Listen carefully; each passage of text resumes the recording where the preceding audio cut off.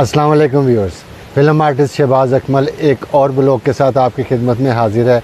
Viewers, आज का जो ब्लॉग है वो एक बड़ा ख़ास ब्लॉग मैंने सोच के बनाया है, जो कि पाकिस्तान फ़िल्म इंडस्ट्री में जितनी भी जोड़ियाँ बनी, बड़ी बड़ी मशहूर जोड़ियाँ बनी, मगर जो सुल्तान राय साहब और अंजुमन बेगम का एक दौर गुज़रा और तकरीबन वो 25 से 30 सालों पे मुहित था, बल्कि इससे भी ज़्यादा था।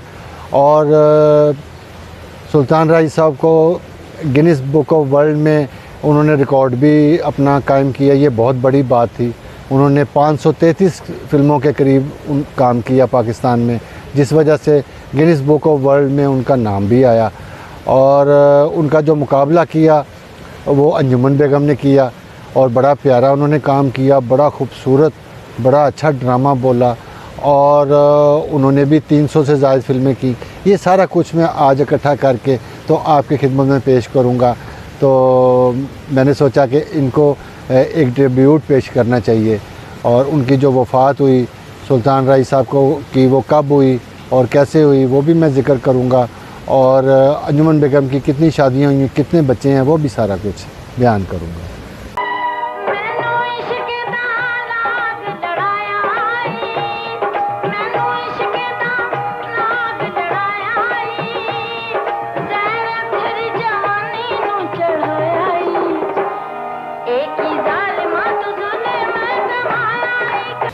अंजुमन बेगम का जो ताल्लुक़ था वो जैसे लोग जानते हैं कि वो मुल्तान की थी, लेकिन वो मुल्तान की भी नहीं थी, वो बहावलपुर की थी। बहावलपुर की वो रहने वाली थी वो सारी बहनें। उसके बाद वो मुल्तान में शिफ्ट हो गई और उसके बाद उन्होंने जो पाकिस्तान फ़िल्म इंडस्ट्री में आने का जब सोचा तो अपना कद काठ देख के और अपना शौक़ देख के उन्होंने आके तो मोहम्मद अली साहब के पास एक घर जो था वो रेंट पे ले लिया। और उसके बाद उन्होंने मोहम्मद अली साहब जो थे, ज़ेबा बेगम, उनके साथ ताल्लुकात अपने बढ़ाना शुरू कर दिए और उनके घर जो था वो आना जाना शुरू कर दिया। तो बड़ी उनको ये बताया मोहम्मद अली साहब को कि भाई मैं एक पंजाब के एक ज़मींदार घराने से मेरा ताल्लुक़ है। फिर मोहम्मद अली साहब के घर उनका आना जाना हो गया और उन्होंने मोहम्मद अली साहब से रिक्वेस्ट की कि मुझे पाकिस्तान फ़िल्म इंडस्ट्री में आने का शौक़ है, तो मेरी प्लीज़ सिफारिश कर दें किसी से। तो मोहम्मद अली साहब के ताल्लुकात तो हर बंदे से थे पाकिस्तान फ़िल्म इंडस्ट्री में। तो उन्होंने शबाब साहब के साथ, शबाब करानवी साहब से बात की कि भी ऐसे ऐसे एक लड़की है तो वो मुझे बड़ा इसरार करती है। तो लिहाजा सबसे पहले उनको शबाब करानवी साहब ने इंट्रोड्यूस करवाया।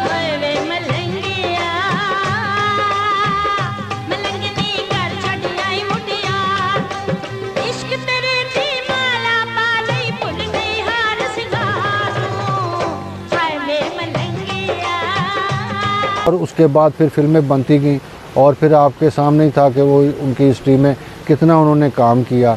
और वो जोड़ी जो थी सुल्तान राय साहब की, जो कि पहले से स्ट्रगल में आ रहे थे और बड़ा काम करते हुए आ रहे थे, छोटे छोटे किरदार करते हुए आ रहे थे। और फिर उसके बाद बशीरा बनी और फिर मौला जट बनी और फिर ऐसी बहुत सी फ़िल्में बनी।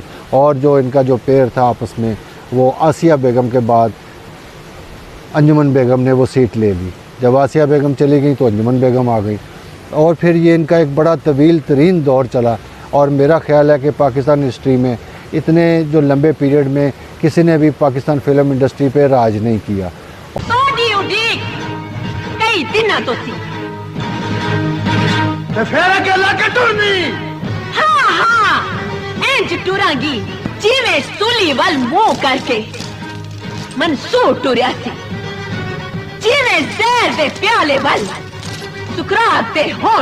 और फिर जब मैं भी पाकिस्तान फ़िल्म इंडस्ट्री में आया तो इन दोनों का ही अरूज था।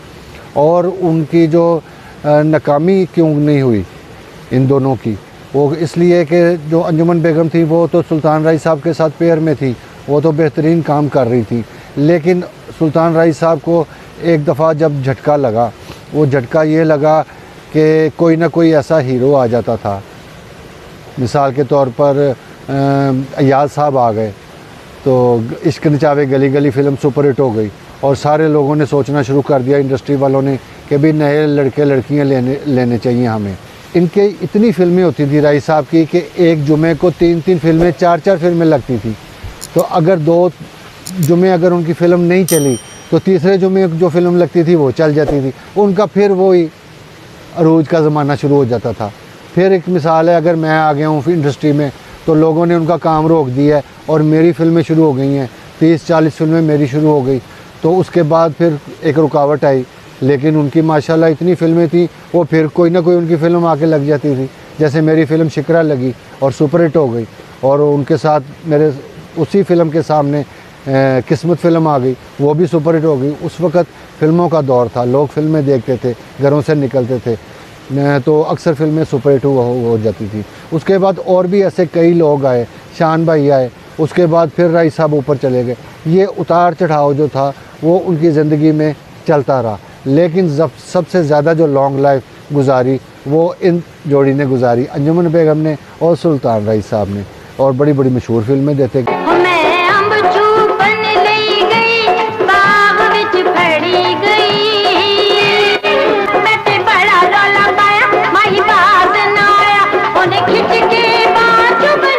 और जो सुल्तान राय साहब की वफ़ात है वो 9 जनवरी 1996 में उनकी वफ़ात हुई।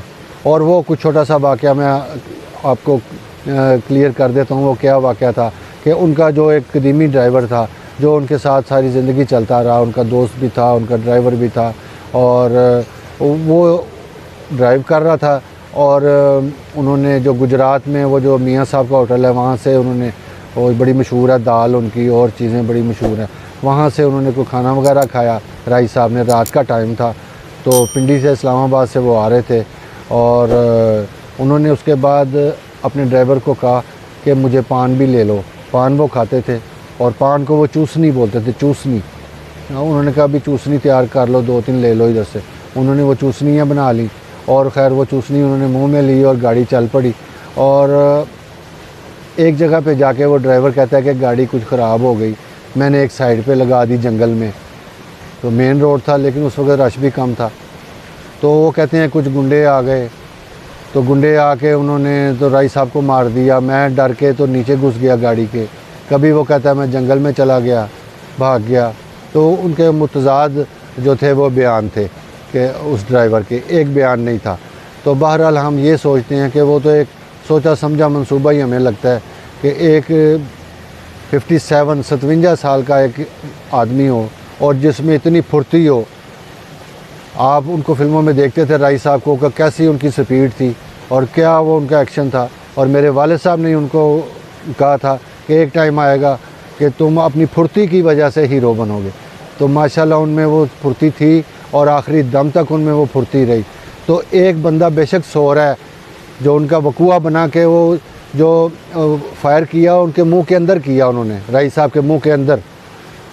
तो जितना भी बंदा सोया हो, नशेई तो वो है नहीं थे कि जो वो नशा करके सोए थे, वो तो आम वैसे थके सोए थे। तो कोई भी बंदा अपने मुंह के अंदर तो फायर नहीं खाएगा जिसमें इतनी फुर्ती हो। तो लिहाजा पता नहीं वो नशे वाला पान था कि क्या था, ये तो खुदा की ज़ात पाक जानती है। लेकिन जितना वकूआ हमें तस्दीक हुआ था, हमें पता लगा, वो मैंने आपकी खिदमत में पेश किया। तो उनकी जो वफ़ात है फिर वो 9 जनवरी 1996 में उनकी वफ़ात हो गई।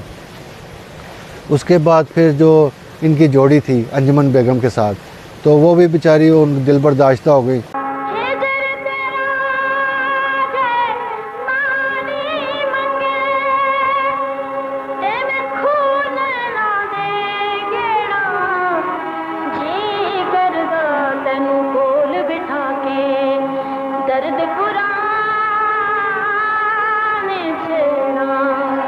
वो उनके साथ ही वो ज़्यादातर काम करती थी। उन्होंने हर हीरो के साथ काम किया है, मेरे साथ भी किया है, और भी उर्दू जो हीरो है नदीम साहब तक तकरीबन हर बंदे के साथ उन्होंने एज ए हीरोइन काम किया है, और ना भूलने वाला काम किया है। और डांस ऐसा किया है कि शायद ही कोई कर सके इतना प्यारा डांस जितना अंजुमन बेगम ने किया। तो उसके बाद फिर उनका भी जो फ़िल्मी कैरियर था समझ लें कि वो ख़त्म हो गया। उसके बाद उनकी शादियाँ भी हुई, और उनकी जो पहली जो हमारे ज़हन में शादी आई वो मुबीन मलिक साहब जो थे उनके साथ उनका जो निकाह हुआ, उसमें से भी बच्चे हुए। और फिर मुबीन मलिक साहब जो थे वो 1913 में वो भी कत्ल हो गए। उसके बाद हमारे पाकिस्तान फ़िल्म इंडस्ट्री के एक बड़े अच्छे आर्टिस्ट थे, लकी अली उनका नाम था, वो एज ए प्रोड्यूसर भी उन्होंने फ़िल्में बनाई। तो उनके साथ भी उनकी आखिरी जो हमने शादी देखी वो उन्होंने शादी की, और कुछ अरसे के बाद ही उनकी लैदगी हो गई और उनकी तलाक हो गई।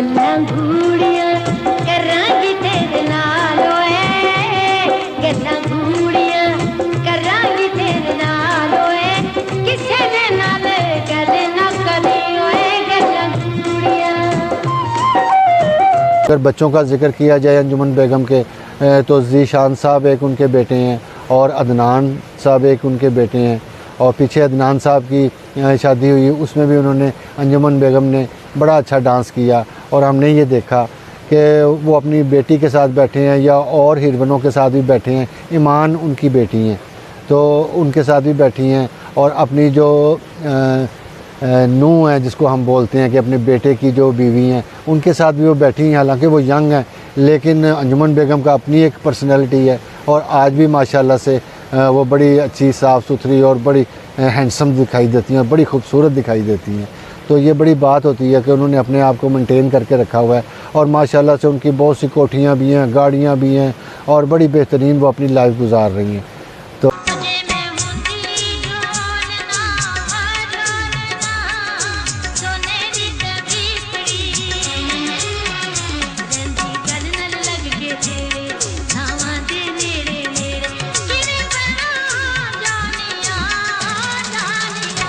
तो व्यूअर्स ये जो चीज़ें थी वो मैंने आपकी खिदमत में पेश की, उस जोड़ी की, अंजुमन बेगम की और सुल्तान राय साहब की।